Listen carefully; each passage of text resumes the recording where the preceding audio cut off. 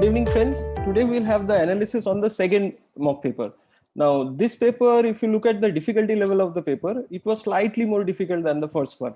And this is also on expected lines, like CSAT papers are becoming increasingly more difficult if you go across the years.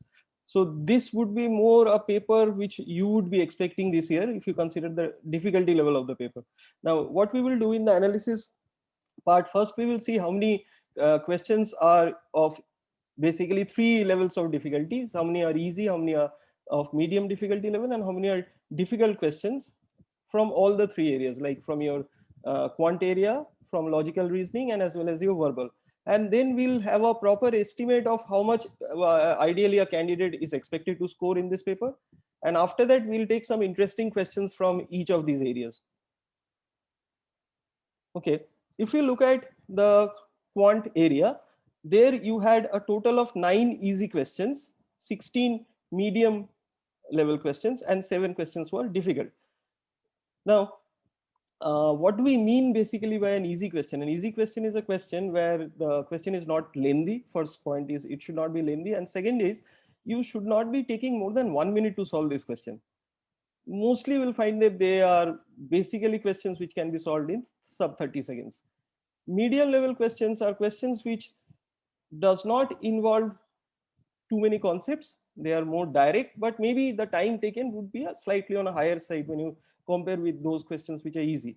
And difficult questions are those questions which basically will be eating on your time, and these are not questions which a candidate should be attempting during the exam. Provided you have attempted all the easy and medium ones, obviously you will not be sitting idle. You will definitely do some of the difficult questions as well. Now, when we look at the three areas, in quant we had 9 easy, 16 medium, and 7 difficult. In logical reasoning we had 2 easy, 13 medium, and 3 difficult.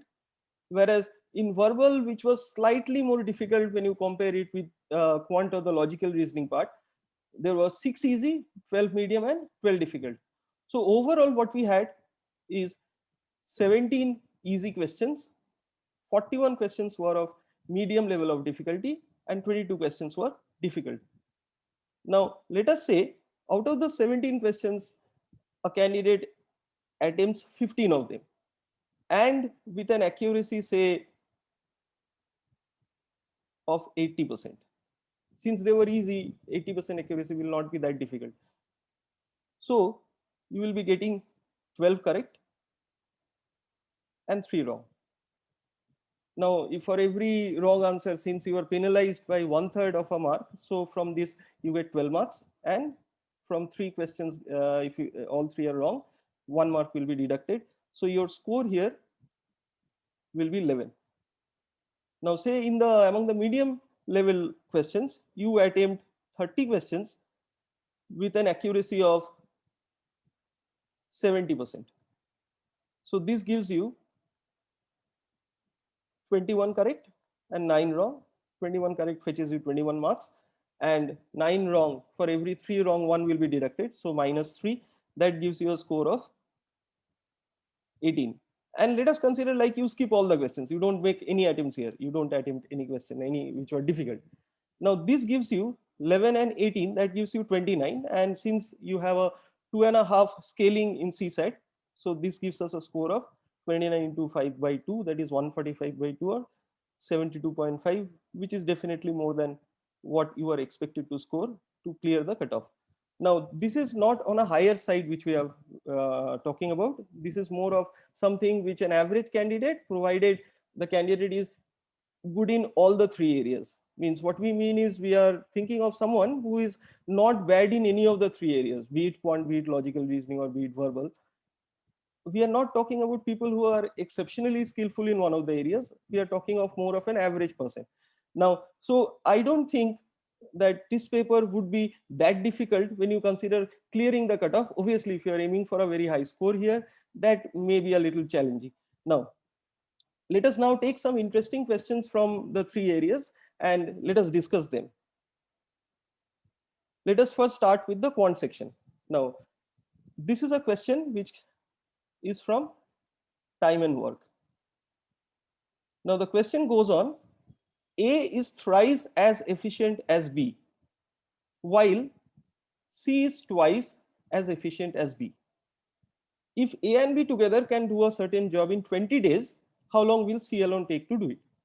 Now here what we find is A is thrice as efficient as B and C is twice as efficient as B. So basically they are giving us the efficiencies of A and C both with B as the reference. And what do you mean by efficiency? Efficiency basically means rate of doing work or the quantity of work that I do in one day. So if I consider that the work done in one day, we are considering maybe in units, since they are giving us both for A and C with B as the reference, let us consider B does 1 unit of work per day. So how much will A do? A is thrice as efficient as B, will be doing 3 times of what B does, so 3 units.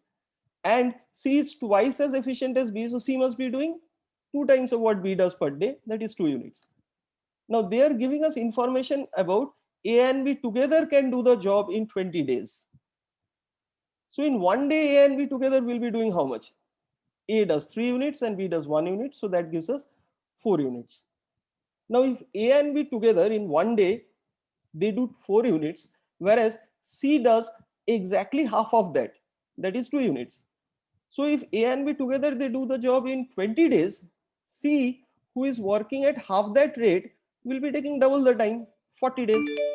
Or we can always say that the total work in units, since A and B they are taking 20 days to complete the work and per day they are doing 4 units, so 20 into 4, that gives us 80 units, that's the total work.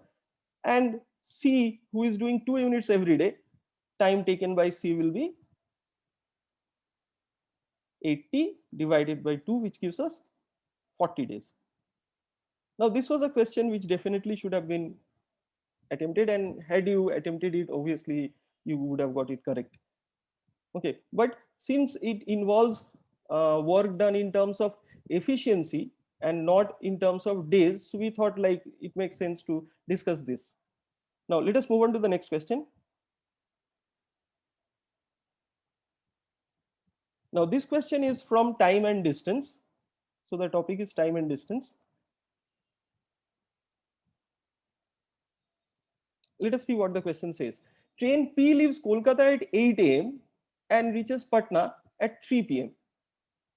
So we have train P leaves Kolkata at 8 a.m. and reaches Patna at 3 p.m. Whereas train Q leaves Patna at 9 a.m. and reaches Kolkata at 4 p.m. Whereas train Q leaves Patna at 9 a.m. and reaches Kolkata at 4 p.m. Now what we find here, that the time duration for both the trains, both of them are traveling from Kolkata to Patna. One is traveling from Kolkata to Patna, the other is coming from Patna to Kolkata. If both the trains run on parallel tracks, when will they cross each other? So basically, when will they meet? Now, since they are running on parallel tracks, so the distance basically covered by both the trains, since they are moving from either Kolkata to Patna or Patna to Calcutta, so what we see is the distance covered by both the trains must be same. Now, the first train, that is P, started at 8 a.m. and reached Patna at 3 p.m. So the duration is 7 hours. What about Q? Starts at 9 a.m. and reaches Kolkata at 4 p.m. So once again, the time duration is 7 hours. So what we find? Both the trains are traveling from Patna to Kolkata or Kolkata to Patna. So they cover the same distance.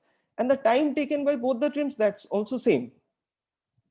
So can't we say that the speeds at which these two trains move, that must also be equal, because they are traveling the same distance and they are taking equal amount of time, or the duration of time taken by each of them, that is also same. Now here, what we can do is, let us consider the distance between Kolkata and Patna. Let us consider that to be 7 kilometers.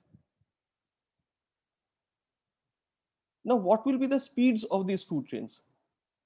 P takes 7 hours to cover 7 kilometers. So can't we say in kilometer per hour, P speed must be 1 kilometer per hour, that is covering 1 kilometer every hour, and so must be the speed of q, because q takes 7 hours to cover the same distance, that is 7 kilometers. Now here let us see what it is like if we look it in a figure. Let's say this is Kolkata and this is Patna. Now train P started at 8 a.m. but train Q started not at 8 a.m. but exactly 1 hour after that. So can we say that if speed of train P is 1 kilometer per hour, from 8 a.m. to 9 a.m. this total distance is 7 kilometers, and the train covers 7 kilometers in 7 hours with a speed of 1 kilometer per hour. So from 8 a.m. to 9 a.m. train P will cover 1 kilometer, and P would be somewhere here, and the time now is 9 a.m. Q is here and it's 9 a.m. Now what is the distance separating the two trains at 9 a.m.? It is the distance between their present positions, that is basically 6 kilometers, because this is 1 kilometer, so this must be 6 kilometers. Now since the two trains are traveling at the same speed, so can't we say that when they cross each other or when they meet, they must be covering the same distance since their speeds are same. So train P will cover 3 kilometers and train Q will also cover 3 kilometers, and then they will meet. Now from 9 a.m. at a speed of 1 kilometer per hour, train P would take how much time to cover 3 kilometers? 3 hours. So when will they meet? It must be 3 hours after 9 a.m. That would be 12 noon.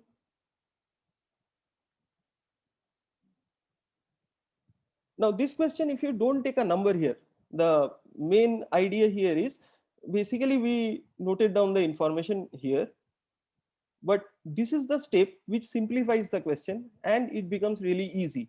Which one? When we take the distance here as 7 kilometers. Once you take that distance as 7 kilometers, after that with speeds of 1 kilometer per hour, it becomes very easy for you to actually do this, and maybe you can even do it orally if you think it in this manner. So this question, again, we won't say it's a very easy question, but definitely could have been attempted and you should have got it correct. Maybe the time taken might be slightly more if you don't take a number, if you take a variable and then approach it based on that. Okay, let us move on to the next question. Okay, this question, uh, if the time shown by a clock is 1:15, what will be the time shown in the mirrored image? So this is from clocks. Now here, of course, we all have clocks. So basically, if we have a clock which shows 1:15, we know that in the mirror image,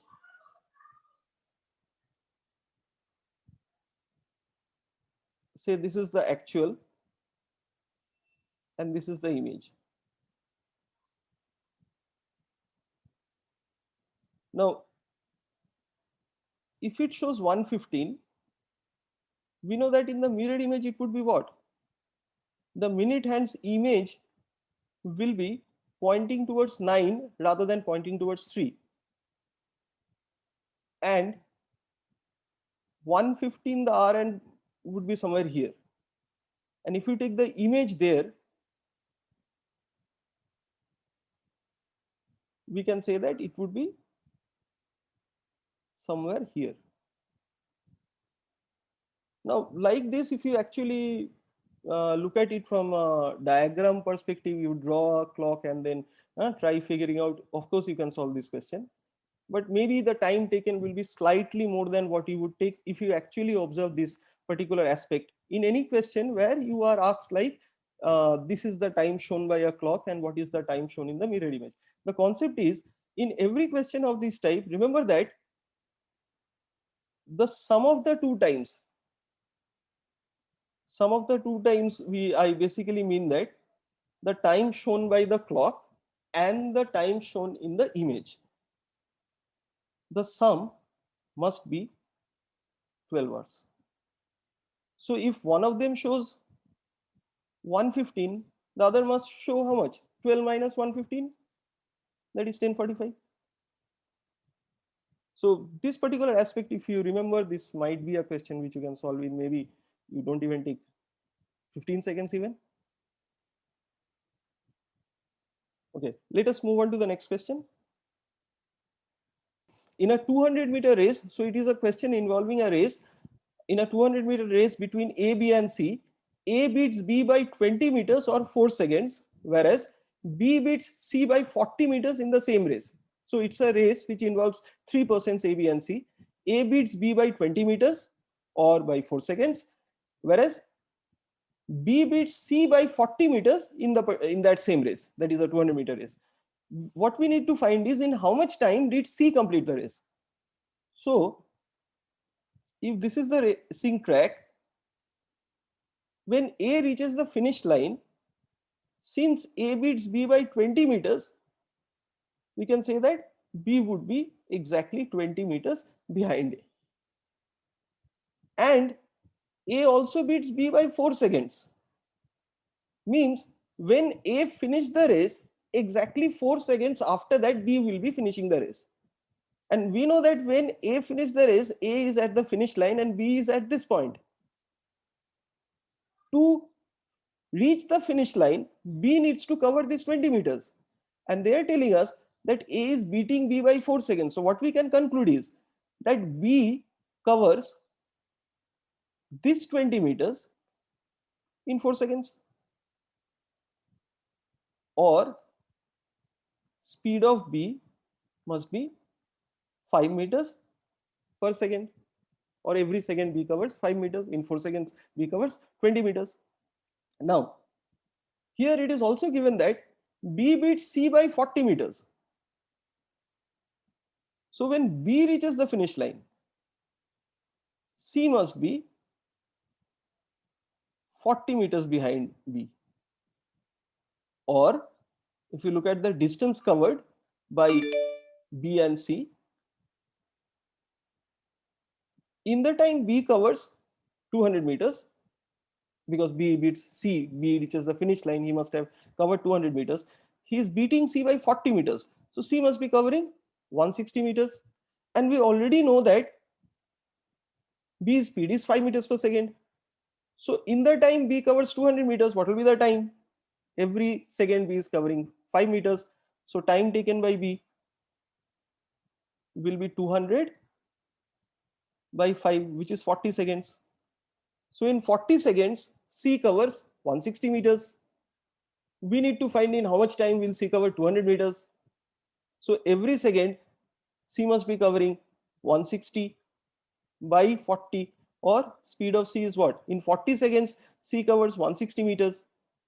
So it should be 160 by 40, which is 4 meters per second. To cover 200 meters, what will be the time taken? 200 by 4. This must be the time taken by C, which is 50 seconds.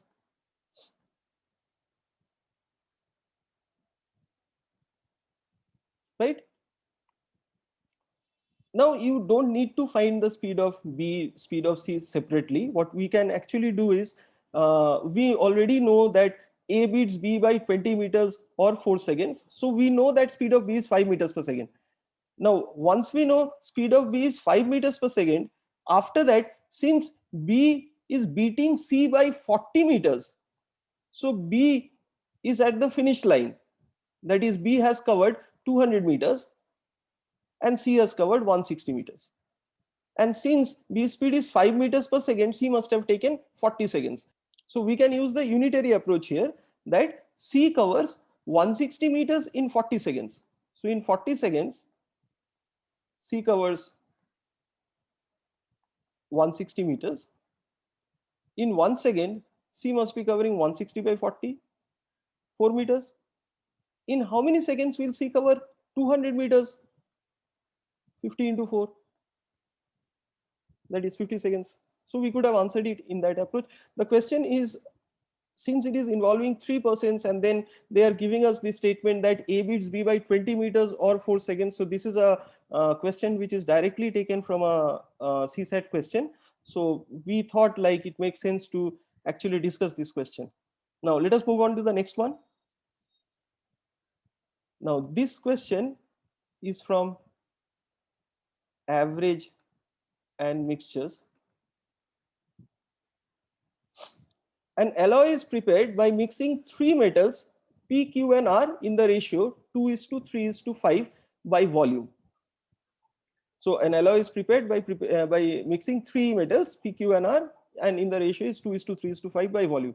Weights of equal volumes of metals P, Q and R are in the ratio of 5:4:3.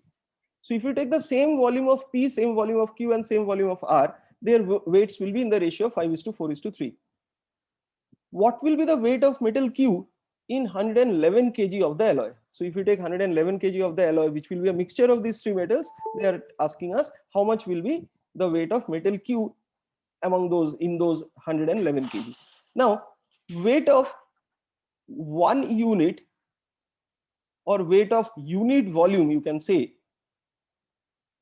since they are telling us that an alloy is prepared by mixing three metals by volume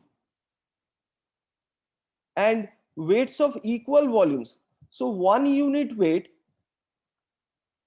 we can consider for P, Q and R to be 5, 4 and 3. Why? Because we have taken equal volumes and the weights are in the ratio of 5:4:3. And then they are telling that when I mix these three metals by volume, the ratio is 2:3:5. So can we say number of units that we are taking, for P we are taking 2, for Q we are taking 3, and for R we are taking 5. So what will be the total weight? Weight will be the product, that is 10, 4 3s are 12 and 5 3s are 15. So out of a total of 10 plus 12 plus 15, that is 37 kg, Q weighs how much? 12 kg. So Q's weight is how much? 12 by 37th part of the total weight is Q. And they are giving us 111 kg. So out of 111 kg, it will be in the same ratio. So 12 by 37 of 111 kg, 37 3s are 111. So this gives us 36 kg. That is option A. We thought since the wording goes with mixing of metals where the volume ratio is given and then equal volumes, they're giving us the weights in that particular form. So we thought like it makes sense to discuss this question. Let us move on to the next one. This is a question from percentage topic. Now, 35% of the students in a class are girls. Now, if 35% of the students are girls, of course, we can say that the remaining, that is 65%, must be boys. On the annual day, 60% of the students are present, and among them, 75% are boys. The percentage of girls among those who are absent is. So if I consider like total, there are 100 students. Girls and boys. Since 35% are girls, so out of 100, we will have 35 girls and the remaining 65 must be boys, which gives us the total number of students as 100. Now, on the annual day, 60% of the students are present. So 60% of 100 will be 60 students. And among them, among whom? Among those who are present, that is the 60 students, 75% are boys. So what is 75% of 60? What is 3/4 of 60? It is 45. So among them, 45 are boys. So 60 minus 45, the remaining 15 must be girls. So this also gives us like how many persons are absent on the annual day. Among 35 girls, 15 are present. So the remaining 20 must be absent. And total how many how many students are absent? We know that out of 100, 60 are present. So 40 must be absent. Now what are they asking us? The percentage of girls among those who are absent. Among those who are absent, that is 40 students. And the percentage of girls among those. So what would be the required percentage? 20 is what percent of 40, or 20 by 40, that is half, which will give us 50% of the girls were absent. This is an easy question. Once you take a number, But instead of that, if you take a variable, you can solve it, but the time taken might be a slightly more than what you will take if you take a number like say 100 or any multiple of 100 for that matter. Let us move on to the next one. Now this question is from equations topic. If each boy sits on a chair, then there are two chairs short, whereas if two boys are made to sit on each chair, then one chair remains vacant. How many boys are there? So what are they telling us? That if each boy sits on a chair, so maybe we say the number of boys and the number of chairs, let's say there are B boys and there are C chairs.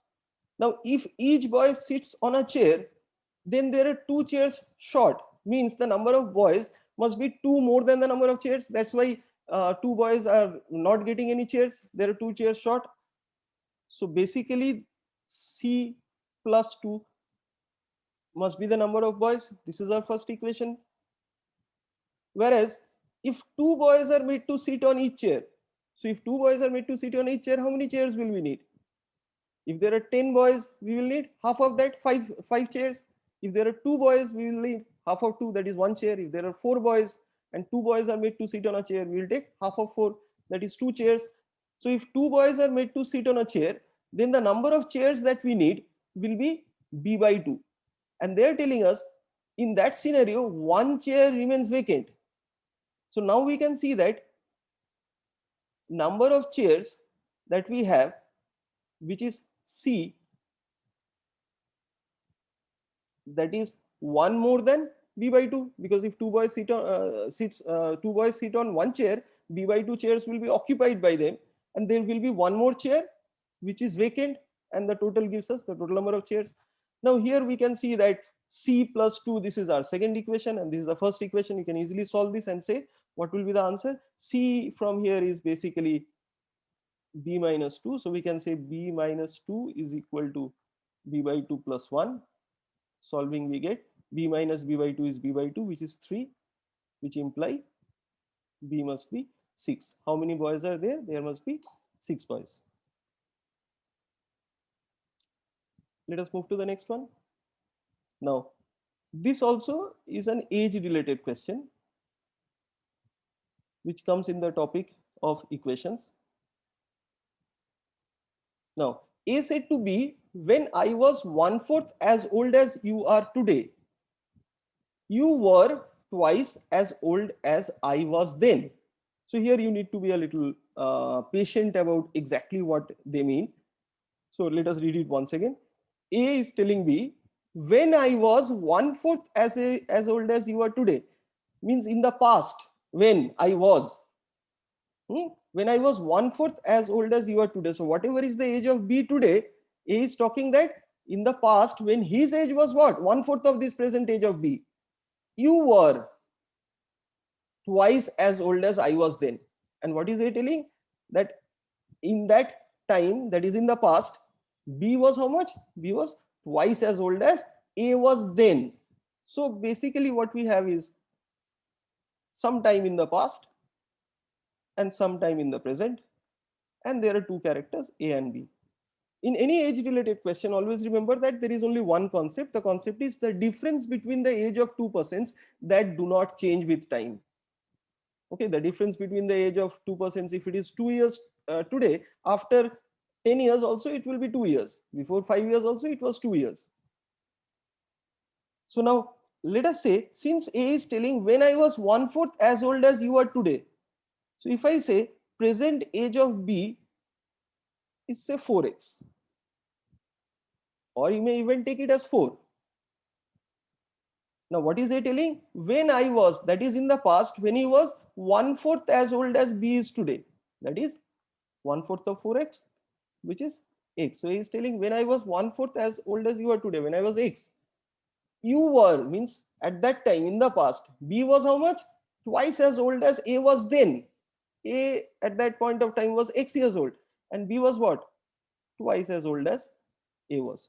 So what is the difference between the age of A and B? What we find is x years. What will be the difference between the between the ages of A and B today? It will be the same x years. And since A is x years younger to B in the past, Even today, A will be X years younger to B. And what are they telling us? A's age is what percent of B's age? So age is 3x. That is what percent of 4x? 3/4 is 75%.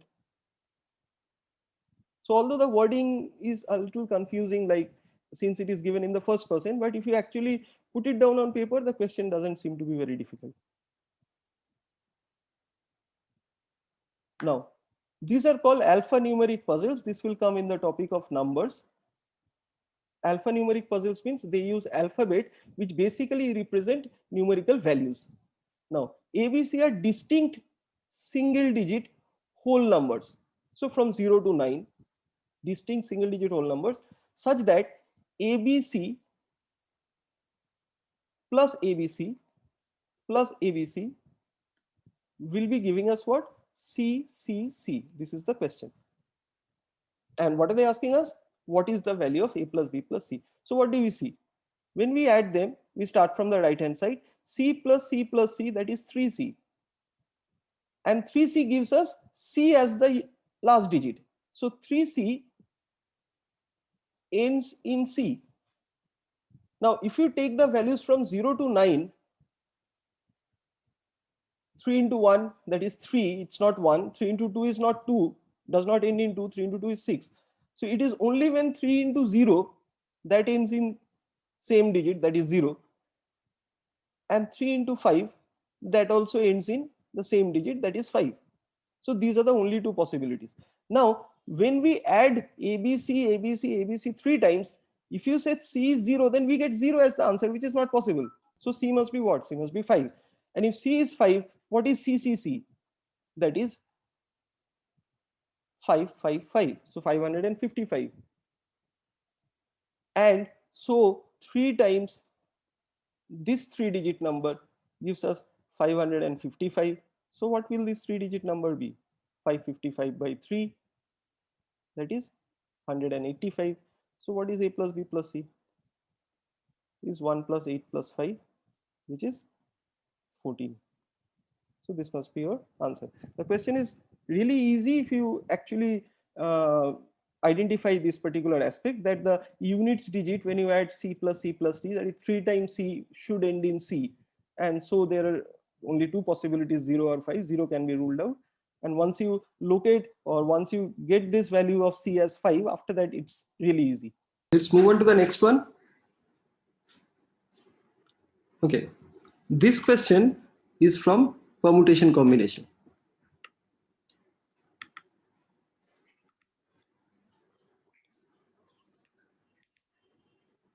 Now the question goes on like this: how many 4-digit natural numbers with distinct non-zero digits? So all the digits are different and none of them are 0.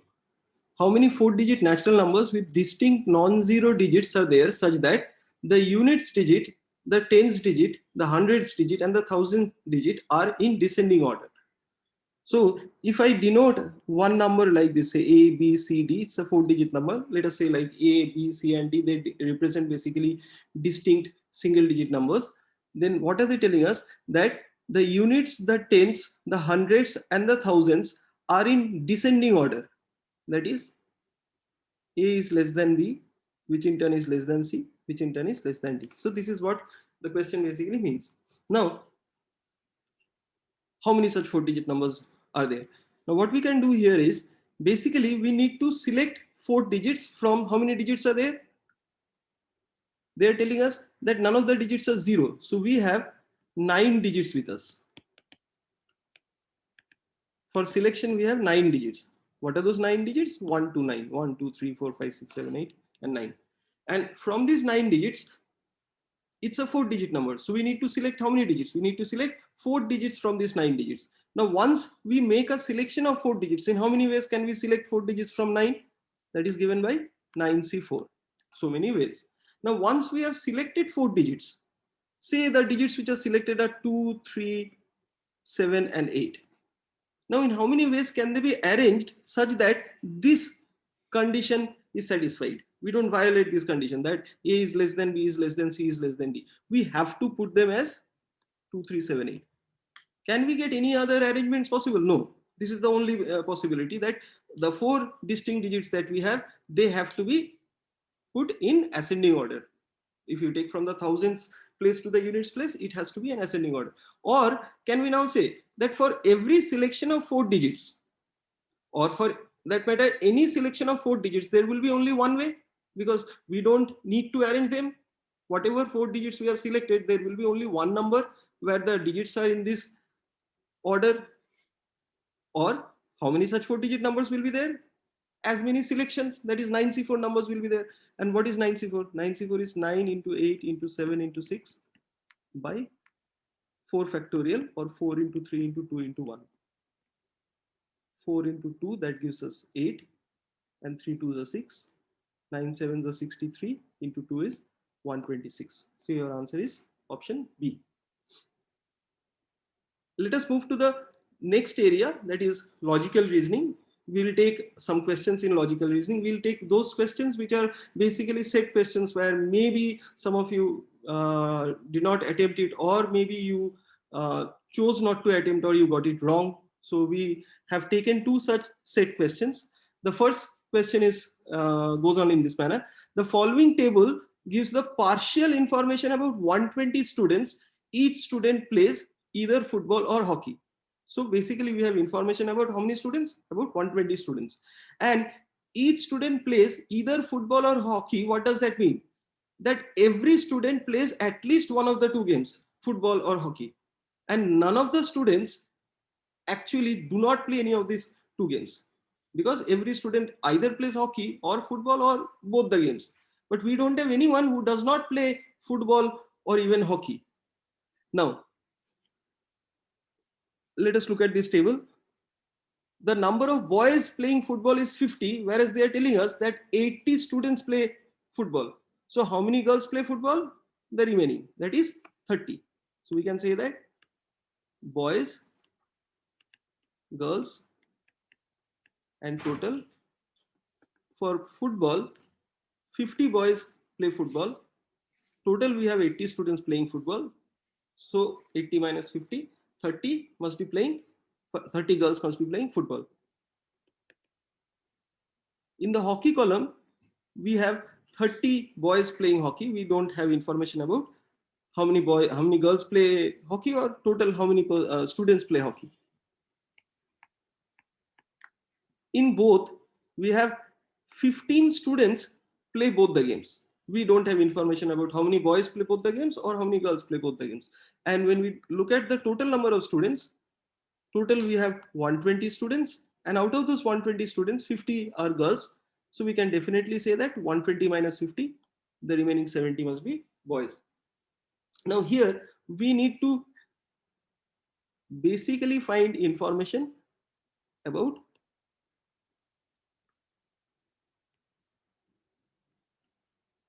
the cells which are not filled. That is, how many girls play hockey, total how many students play hockey, how many boys play both the games, how many girls play both the games. This is 15.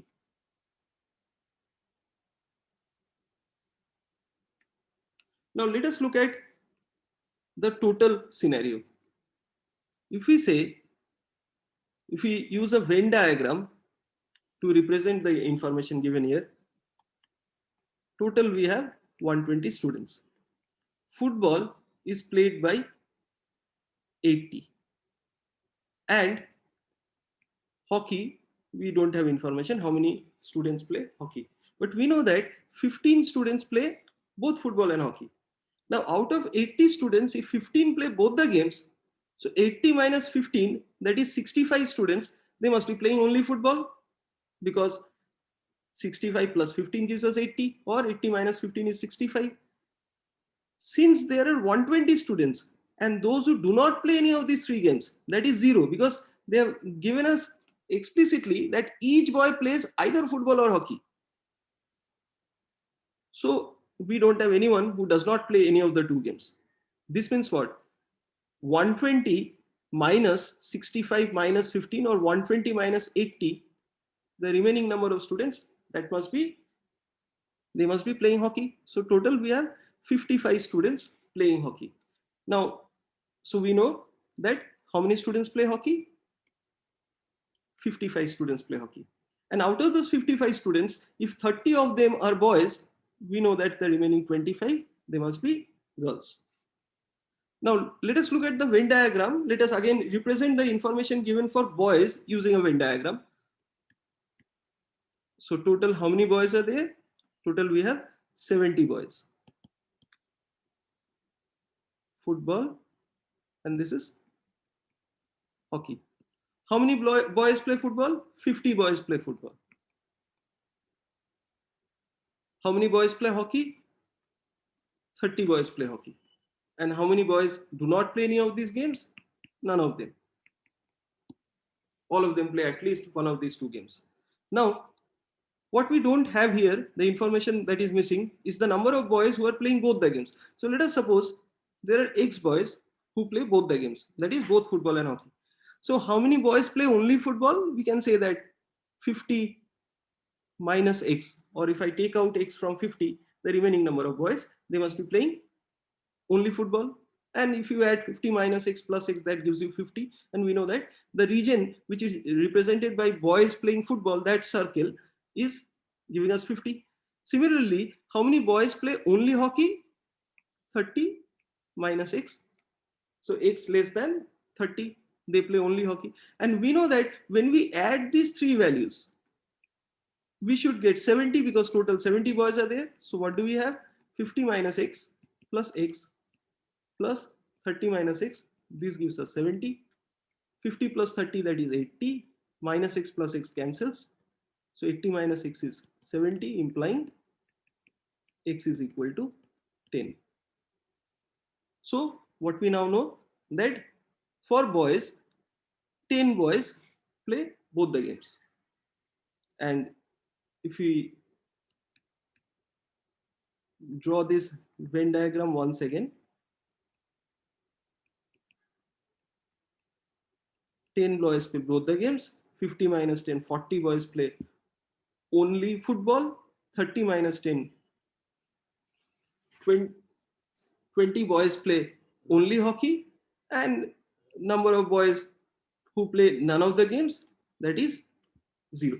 So what do we have? There are total 70 boys. 40 boys play only football. 10 boys play both the games. And 30 minus 10, which is 20 boys play only hockey. And none of the games we have 0 boys, because each person plays at least one of the two games. Now, let us answer this question. How many students play only hockey? Now, how many students we will refer to the first diagram? That is, total 120 students are there. And out of those 120 students, how many play only hockey? 40 students play only hockey. So the answer for this question would be option A. Let's see what's the second question. How many girls play both football and hockey? Now for this, we need to again construct a Venn diagram for girls. Let us do it here because all the information is collated in this slide. Total, how many girls are there? Total, we have 50 girls. This is for girls. Football is played by 30 girls. Hockey is played by 25 girls. Let us suppose Y girls play both the games. So this would be 30 minus Y, and this would be 25 minus Y. Since we have 0 girls who do not play any of these games, so what we can actually do is, now 30 minus Y plus Y plus 25 minus Y. This must give us the total number of girls, which is 50. 30 plus 25, that is 55. 55 minus Y is equal to 50, implying Y is equal to 5. So we have 5 girls who are playing both the games. Now, let us move on to the next slide. Let us see what is the question. So for girls, what do we have? Football, hockey, This is 30. This is 25. We have 5 here. This is 25 and this is 20. 30 minus 5, that is 25, 5, and 25 minus 5 is 20, and none would be 0.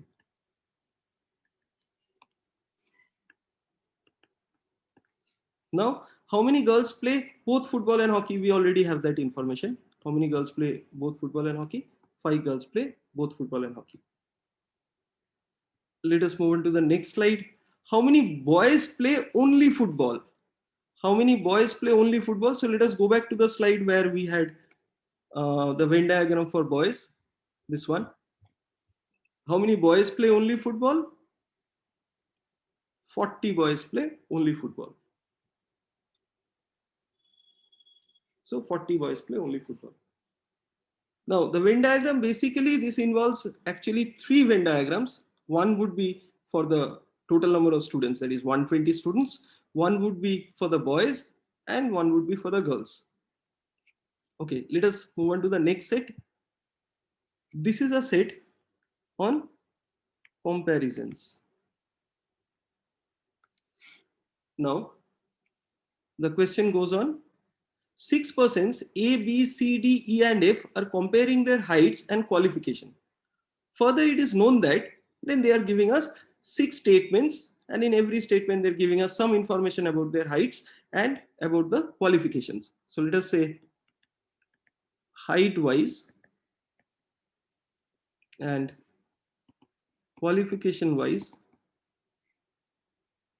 we rank them in descending order. That is, the tallest person will be having the first position. Similarly, the most qualified will come at the top. The least qualified will be the 6th. Now let us read these statements, and whatever relevant information we have, we'll put it down in this table. A is not the tallest. So what are they telling us? A is not the tallest. So A will not be occupying the first position. While D is not the most qualified and D is not the most qualified. So we know that A and D, they don't occupy the first positions height wise or qualification wise. The shortest is the most qualified among them. The shortest is the person who would be occupying the 6th position height wise, and this person is also the most qualified. So whatever person we have in the 6th position height wise, we will have the same person in the first position qualification wise. Now next statement, the third statement says D is the least qualified. So D is the least qualified. So D occupies the last position when we consider qualification wise. F is shorter than C but taller than E. So here we have some information about their heights. What are they telling us? That F is shorter than C but taller than E. This means C is taller than F and F is taller than E, right? Let us read it once again. F is shorter than C. Yeah, F is shorter than C and F is also taller than E. C is more qualified than A. Okay, C is more qualified than A. After that, they are telling us F is more qualified than B. Who is more qualified than C? So what are they telling us? F is more qualified than B. Who is, that is B is more qualified than C. And in the fourth statement, that is the statement just before that, they give us that C is more qualified than A. So C is more qualified than A. Right? So let us move on to the next statement. B is taller than C. Now if B is taller than C, that is B is taller than C. A is less qualified than B. A is, we already know that A is less qualified than B. This is qualification wise, but taller than B. So A is taller than B. So height wise, we have this arrangement, and qualification wise, we have this arrangement. Now we know that height wise, it should be A taller than B, taller than C, taller than F, taller than E. But A cannot occupy the first position. Now, if A does not occupy the first position, and we have how many persons here? 1, 2, 3, 4, 5. And if I don't have A in the first position, I must put A in the second position, because only in that scenario I have 1, 2, 3, 4, 5. So it should be A taller than B, taller than C, taller than F, taller than E. So now I know that who is the shortest? It is E who is the shortest. So E must be the person who is the most qualified, because we already know that the person who is the shortest is also the most qualified. And of the 6 persons, we already have A, B, C, F, and E. We know, we have information about them. Who is missing? It is D who is missing. So D must be occupying the remaining, that is the first position, or D must be the tallest among them. Now let us come to the qualification. How many slots are vacant? 1, 2, 3, 4. And how many persons are there? F, B, C, A. And we already know in which order they should be. It should be F, who is more qualified than B, who is more qualified than C, who in turn is more qualified than A. So this will be the final arrangement.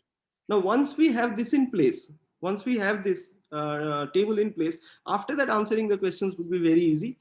Now, while putting down information in any question involving logical reasoning, where you have set questions, always make it a point to have a very structured approach. Always put down whatever information you get, put it down on paper. Like first statement, we have seen that A is not the tallest. So immediately what did we do? We put A there and we put a cross mark against it, just to make sure that later on we don't forget about this aspect, that A is not the tallest. And later we actually use that the first position cannot be occupied by A. Now let us answer the question, who is the most qualified person? So if you look at the table, the person who is occupying the first position qualification wise must be the most qualified person. So it must be E, option B. Let us see check the next question. Who is the tallest person? Who is the tallest person? Height wise, who is occupying the first position? It is D. D is the tallest person.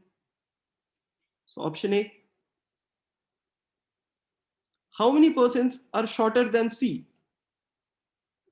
How many persons are shorter than C? Height wise, the position occupied by C is number 4. Now, how many persons are shorter than C? F and E. So there are 2 persons who are shorter than C, right? This is the tallest, second tallest, third tallest, fourth tallest, fifth tallest, sixth tallest, or persons who occupy positions below C, they must be shorter than C. So there are 2 persons who are shorter than C. How many persons are more qualified than A? More qualified than A. So we have to look at the qualification. How many persons are above A? They are more qualified than A. So how many persons are there? 1, 2, 3, and 4. There are 4 persons, E, F, B, and C, who are more qualified than A. So answer to this question would be option D. Now, next we will actually move on to the verbal section, where we have also picked up some questions which are a little interesting, and we'll discuss it. I'll hand it over to Pragyan sir. He'll be taking it from now. Hello friends. So let's go through a few questions of verbal ability that were interesting in the test. Of course, most of the questions were say of the format of the past few years CSAT questions, but these were a little interesting as per my opinion. So let us see the first one. So here the question is, the author of the above passage wants to say that. Okay, so what is the central idea of the passage is basically what he's asking. So let us read it. Economic progress must have a firm legal and democratic foundation. So what is he saying? If we have to progress economically, then we need to have a firm legal foundation, okay, and a democratic foundation. So the law should be sound and there should be democracy. The West too is suffering because of the excessive pursuit of wealth. So to Western countries, they are also suffering because they are madly pursuing wealth. They are running after wealth. John Kenneth Galbraith gave a wake-up call to the West in his book, Affluent Society. The West ignored his policies and pursued wealth vehemently without sparing a thought for moral righteousness. So what is moral righteousness? Righteousness means the tendency to be, uh, say, to be very, say, morally correct or morally, say, upright, to an effect where many are predicting even the demise of liberalism. That is, they're saying that there may not be liberalism in the West anymore. So what is he saying? He's saying, he's saying that economic progress cannot be achieved without a sound legal system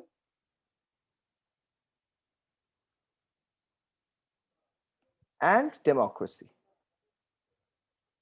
The Western countries are always pursuing wealth, and like John Kenneth Galbraith said that in his book The Affluent Society, he's saying that because the West is pursuing wealth, they are running after wealth vehemently without sparing a thought about what is correct and what is right and what is wrong.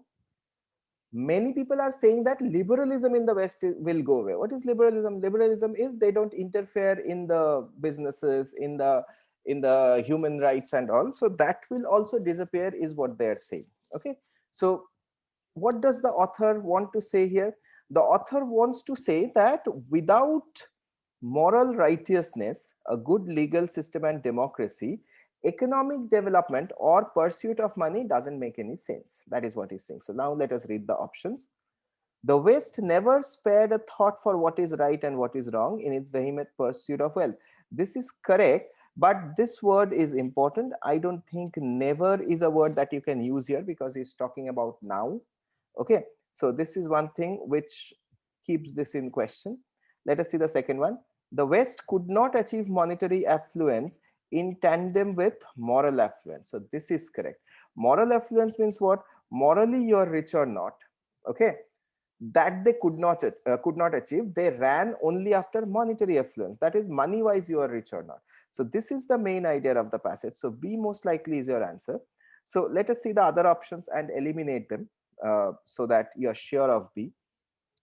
All the wealth accumulated by the West is earned dubiously? No, definitely not. Dubiously means doubtfully. No, we are not saying that the West has been like stealing money from other countries. That is not mentioned. Maybe they're stealing, but it's not mentioned in the passage, especially by cheating other countries. Not mentioned. So C you can eliminate. In sum, the West's vehement pursuit of wealth can be termed as immoral affluence. Can't say that. It's not that they are immoral, just that they have not thought about what is right and what is wrong. Did everybody get good legal, say, services or not? Was democracy upheld or not? That thing they could not sustain. So B is your best answer in this case. Let us move to the next question. See, this is also about critical message or critical messages of the passage. So which of these actually give you the critical message of the passage? So let us read the passage. Rituals and ceremonies involving skills and modes of action learned painstakingly by our ancestors and transmitted intergenerationally to become part of collective memory and cultural repertoire are necessary. So basically, what is he saying? He's saying, number one, our ancestors have learned the rituals and ceremonies very painstakingly. That is, they actually undertook a lot of pain to learn all these things. And they have, secondly, they have transmitted it from generation to generation. Okay. And thus it is kept in our collective memory. That is, people know about this is the ritual for this particular puja, or this is the ritual for this particular festival. Okay. And it's a part of our cultural repertoire. What does that mean? What is repertoire? Collection of cultural, say, things or music and pieces of, say, drama or all these things. Totally cultural repertoire. It's a part of that. He's saying rituals and ceremonies are necessary. Okay, that is the first point. Then he's saying, I suggest all rituals must meet two criteria: ethical and aesthetic. So he is saying, the author is saying that there should be two parts of any ritual. It must be ethically sound. That is, say, you must not undertake anything which is unethical or immoral, say killing of animals, or say probably some kind of immoral act. And it must be aesthetically good. That is, it should look good. It shouldn't be dirty. It shouldn't be like you're doing it in a jungle, say probably with skeletons and skulls. So not that. It should be visually good, aesthetically sound, and ethically sound. Okay. The aesthetic requires us to align our rituals as close as possible to other forms of mimetic activities like dance, music, and drama. So he's saying that aesthetic sense means these things, cultural activities like dance, music, and drama should be associated with the ritual. Then he's saying the ethical is even more important. It first compels us to abandon human and animal sacrifice. So like I said, no human and animal sacrifice. That's unethical, and continues to demand that we jettison any ritual that legitimates domination. So we jettison means throw away any kind of ritual that makes domination, say some kind of ritual which shows that upper caste should dominate lower caste, we should anyway throw away such kind of rituals. So he's asking which of the following is does best reflect or reflects the critical message of the passage. So let us see the three options, three statements, I mean. We shouldn't think whether or not to have rituals, but what kind of rituals to have. Obviously, that is correct. He's saying we should not think whether to have rituals or not, which means rituals and ceremonies are necessary, is what he's saying. So we need not think whether we should have rituals or not, but what kind of rituals. So you should eliminate some kinds of rituals from the system. So A is correct. Let us see B. We must question wedding rituals that reinforce hierarchies between men and women, but not the very idea of ritual, which is also correct. Not the very idea of ritual is from here. Rituals and ceremonies are necessary. Okay. And we must question wedding rituals that reinforce hierarchies is where that legitimizes domination is what we are saying. Okay. So B is also correct. Let us see third one. Rituals must be passed from one individual to another by the process of emulation. That is also true. That is also true because he's saying it's intergenerationally transmitted. So 3 can also be put into the system. So we must say D is our answer. 1, 2, and 3. Let us see the next one. Here again, he says best explanation of the above passage. So central idea is what he's asking. These 3 questions that we discussed related to central idea or critical message, they are part of questions on inferences. Okay, so I did not take any question on inferences particularly because we have already discussed that in the previous mock analysis. So here I have taken 3 different types of questions, which are of course part of inferences, but not exactly inferences. Okay. So let's read and understand the passage. The Indian civil society has gone in the mercenary direction. What does that mean? What is the meaning of the word mercenary? Mercenary means something which is related to money or always selling things. So we are saying that the Indian civil society, now earlier it was probably welfare, helping each other. Now it's always selling. It needs a tall moral leader fired by constitutional vision to take India in the direction of truth and justice. So India is always like, it has become a very business-minded transactional society. We need a moral leader who fired by constitutional vision, like what the constitution visualizes for us. He should take India in the direction of truth and justice. And citizens must become alert and create the right atmosphere for such an ideal political leadership to emerge. So there must be a leader, firstly, moral leader, as he said. Secondly, citizens must also help the moral leader to create such kind of ideal political leadership. They must remember that politics is partisan, law is unitary. They must remember that politics is partisan. What does that mean? Politics divides, where law unites. So they must remember that. In evolution, amoeba has become man. Similarly, a highly politicized society has to become a highly legalized society to get rid of the cancer of corruption. So what is he saying? Even the smallest one cell organism called amoeba transformed into human, say multi-million cell human beings, trillions of cells. Okay. Similarly, a society which is highly politicized should become a highly legalized society. Everything should run according to the law. Okay. So what is the best explanation of the passage? Let us see the three sentences. First one says, politics may be prejudiced in favor of particular cause, but the law is never prejudiced. So one can be understood from here. Politics is partisan, law is unitary. This part actually is the best explanation. So a society should move from highly politicized to highly legal. Let us see the second one. Moving from politics to law has to be an evolutionary progress in India led by her citizens. Now, see, we can't say this one is correct. It should not be an evolutionary progress. Just because there's an example given that even the smallest of creatures, even a one single cell creature could become a multi-trillion cell creature. So everything transforms towards the best. Similarly, we should transform towards the best is what he's saying. That doesn't mean it has to be an evolutionary process. Thirdly, the electorate in India needs to vote for the right candidate if they want to eradicate corruption. Okay, now have we talked about corruption? We are talking about politics is partisan. It divides people. So corruption is generally associated with politicians. But in this case, in this passage, we have not talked about eradication of corruption, isn't it? We have just talked about moving from a political system to a legal system. So 3 is not correct, 2 is not correct. B must be your answer. Option B. Okay, only one. Let us see the next type of question. So as you can see, with reference to the above passage, the following assumptions have been made. So this is an assumption related question. Okay. And we'll have to find out which of the assumptions is valid. So let us see the average all India per capita water availability. That is per head, how much water is available is expected to be 1341 cubic meters by 2025. Okay. So by 2025, the per capita water availability will be 1341, okay, cubic meters.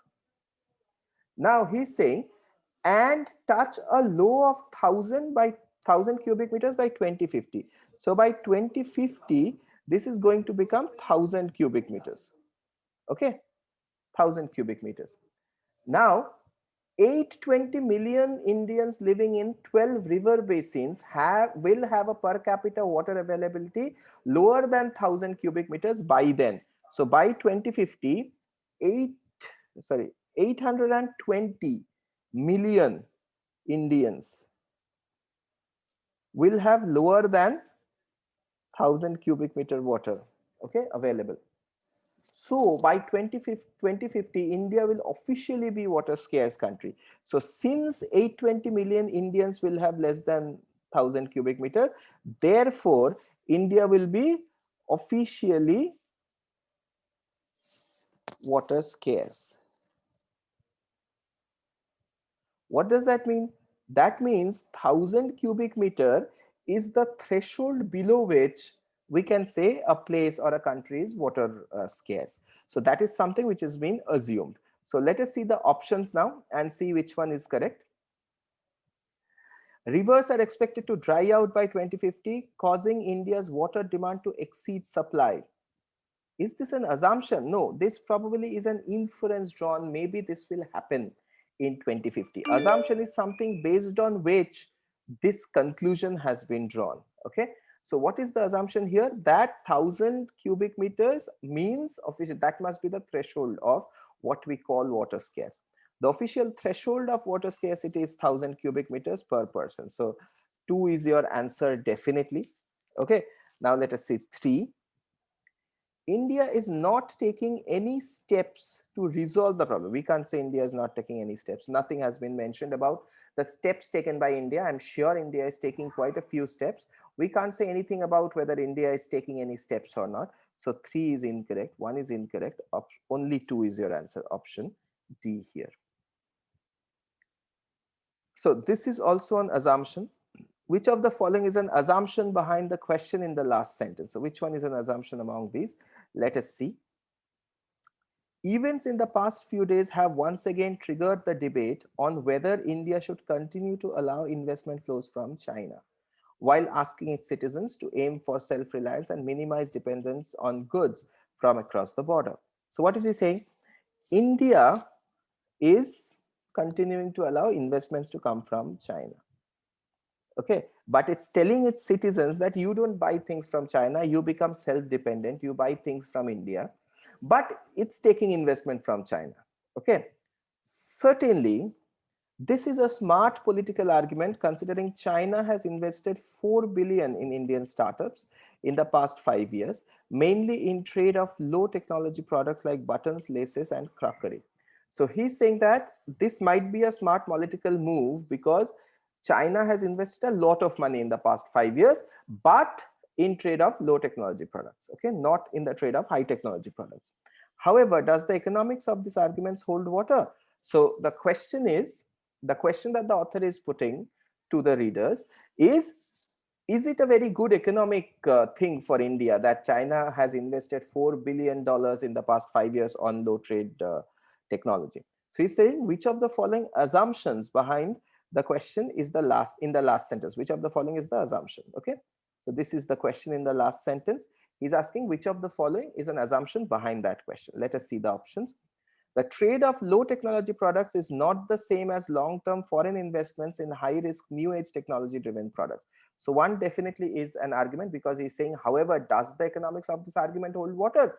No, it doesn't hold water is what we are saying. Okay, basically this is a rhetoric question where the author is saying it doesn't hold water.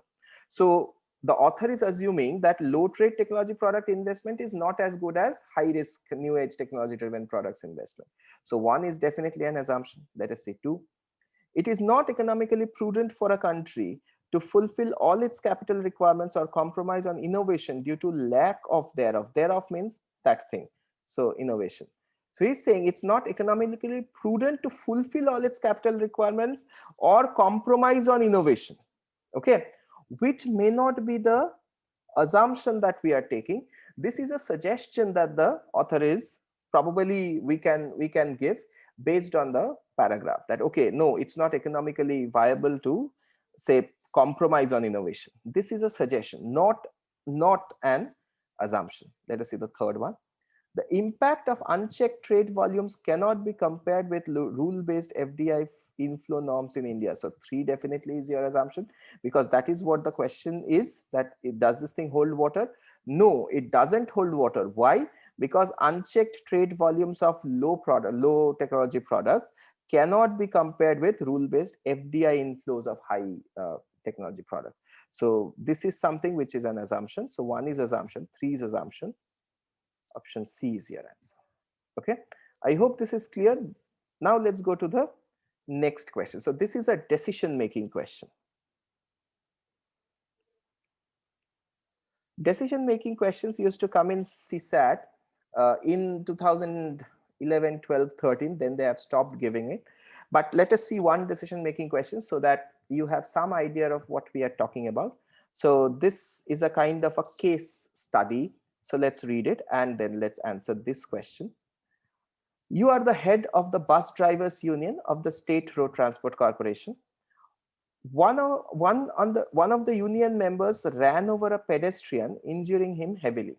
So there was this one bus driver who ran over a pedestrian and the pedestrian was injured heavily. The person turned out to be an MLA's brother. The MLA is pressurizing the management of the SRTC. SRTC is State Road Transport Corporation, to throw out the rogue driver. So he's calling this union member the rogue driver, just throw him out. And the union members are protesting for him, putting the act down to an accident. So the union members are saying, no, no, no, it's only an accident. Why should you suspend this person of an accident? This could have happened to anyone. Even the MLA's brother could have run over the same driver, okay, while he was walking on the road. So this is only an accident. He did not do it by choice. He was probably not even, he did not even know the MLA's brother. So why would he do it on purpose? This is not a murder. This is homicide not amounting to murder. So it's only an accident. Why should you punish somebody for an accident? You are sandwiched between the two. Which of the following will be your immediate step? So you are sandwiched, like the MLA is pressurizing, the union members are pressurizing, you don't know what to do. He's asking what will be your immediate step. Of course, this thing cannot be solved just by, say, communicating or becoming, say, a messenger between the two parties. You have to bring the two parties together and then discuss say among all three. So you chair the meeting and the other two will also talk, then we can discuss, so that there is a direct one-to-one communication between the two parties. You cannot be a messenger between them. So let us see. Join the protesting bus drivers as they belong to your fraternity. Now, can you do this? No, this is not a win-win situation. In decision making, you should always go for a win-win situation. Okay, so if you join the bus drivers, then the MLA will put more pressure, and probably there will be, say, the MLA supporters will come and there will be some kind of violent activity. So this is not something which should be your immediate step. Okay, create a meeting with the MLA, the management of SRTC, and representatives of the bus drivers. So B is something that you must do. You chair the meeting, you get the MLA, say the MLA and his representatives, the management of SRTC, and the representative bus drivers, get them together and create a meeting. You also be there and finally come to a decision there. So most likely B is your answer. Investigate whether the incident is an accident or a criminal activity, if not murder. Okay, now why would you investigate this? Because the onus of investigation is on the police. Probably they're already doing that thing. Why would you go and investigate? Isn't it? So C is not something which must be your immediate step. Now D says suspend the bus driver in question and win favor of the MLA. Now this is also very unethical thing to say, so you cannot do this. B is your best answer. You get the right kind of communication done and your work is done. That is what you should do as the head of the bus drivers union. Okay, so this was not a very difficult question. So thank you guys. I hope you had some idea of what we are doing for the mock tests and how should you prepare and what are the questions you should pick up. In case you have any doubts, please contact us. As of now, goodbye and all the best for your CSAT examination.